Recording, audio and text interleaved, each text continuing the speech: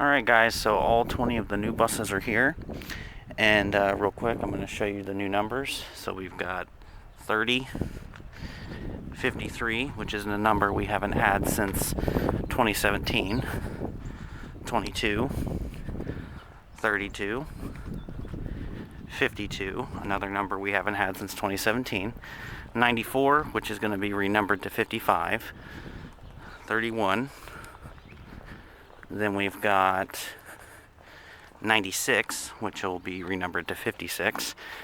Back row with the special needs buses, you guys already know, we've got 57, 58, 59, 60, and 78. And then going this way, we've got the new 4, the new 54, another number we haven't had since 2017, the new 14, the new 50, the new 5, the new 49, another number we haven't had in a long time, and the new 23. So, yeah, they're all here, and now we gotta get them into service. So, I figured you guys would like to see all the new numbers.